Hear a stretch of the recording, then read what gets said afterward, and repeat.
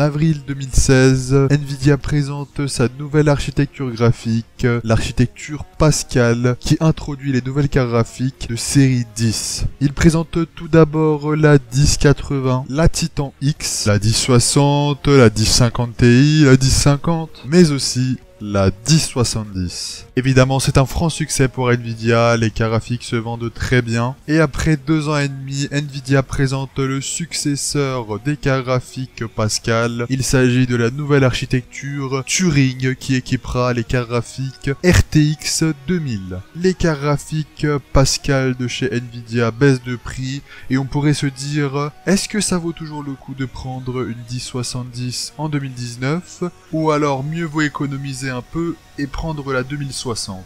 J'ai ici en ma possession une KFA2 GTX 1070 exaucée. C'est une carte graphique qui est assez énorme, une vraie bête de course, qui est quelque chose de sérieux. Quelques spécifications. Elle possède 1920 cœurs CUDA. Elle est cadencée à 1600 MHz en normal et 1800 MHz en boost. Elle a 8 Go de RAM en GDDR5 et elle supporte le SLI, ce qui n'est pas le cas des cartes graphiques inférieures à la 1070. C'est une carte graphique qui a été créée pour jouer en 1080p en ultra ou alors même en 1440p dans des conditions très confortables. Cette carte graphique est assez gourmande en énergie. Pour être alimentée, elle a besoin d'un 6 pins et d'un 8 pins. Avec cette carte graphique, vous pourrez faire de la VR sans aucun souci et même afficher 4 écrans en même temps. Ma carte graphique en particulier a un châssis en métal qui est vraiment très joli et une backplate en métal qui s'allume sur les côtés grâce aux LED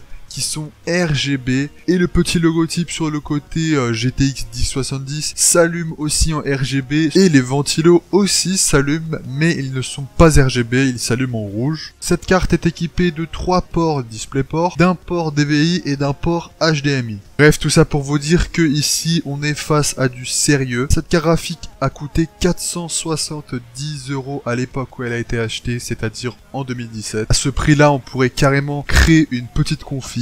Et aujourd'hui, on peut la trouver à peu près 350 € neuve sur internet ou alors entre 200 et 300 € sur le bon coin, ce qui est un prix très raisonnable. Mais cependant, le prix d'une GTX 1079 se rapproche très fortement du prix d'une RTX 2060 et on pourrait se dire, bah laquelle choisir? Prendre une 1070 qui date un peu ou alors économiser un tout petit peu plus et prendre une RTX 2060. On va faire une petite comparaison. La RTX 2060 a exactement le même nombre de cœurs CUDA que la 1070. Elle a des fréquences inférieures à la GTX 1070. Elle a 6 Go de RAM en GDDR6 contrairement à la 1070 qui a 8 Go en GDDR5. Elle est tout aussi gourmande en énergie, cependant elle ne demande qu'un seul 8 pins pour l'alimenter et elle est plus chère qu'une 1070 d'occasion. Quels sont les arguments pour prendre une RTX 2060? Eh bien, c'est le ray tracing et les autres technologies qui sont intégrées dans cette nouvelle architecture. Cependant, aujourd'hui, il n'y a pas beaucoup de jeux qui sont compatibles avec le ray tracing,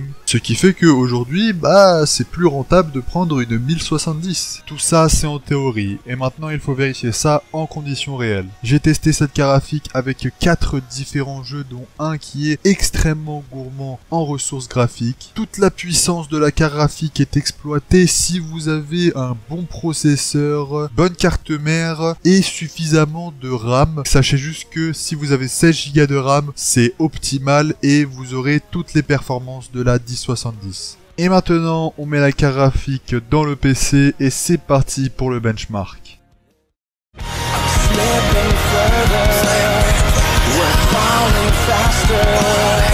You're growing stronger. Let God grow weaker than I know. You break me down and you make me surrender. We are as Romeo and Juliet. We had said our said goodbyes. Will we fall back again? And I as Romeo and Juliet.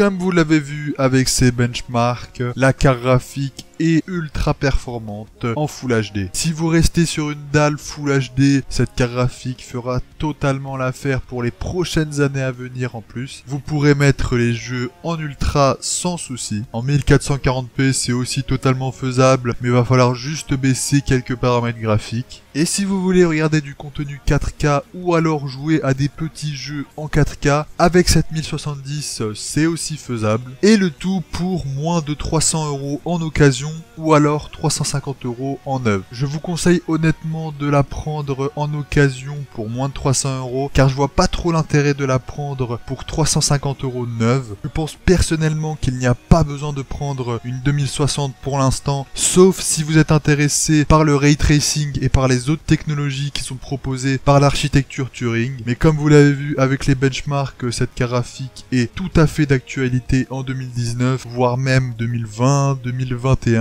Et ça c'est grâce aux 8 Go de RAM qui sont intégrés dans la carte graphique, je trouve que c'est juste génial. Donc si vous trouvez une 1070 pour pas cher, foncez. J'espère que cette vidéo vous a plu, si c'est le cas n'hésitez pas à liker la vidéo, à poser vos questions en commentaire et à vous abonner pour plus de vidéos de ce genre. Et quant à moi je vous dis à toutes pour de nouvelles vidéos. Allez, ciao tout le monde!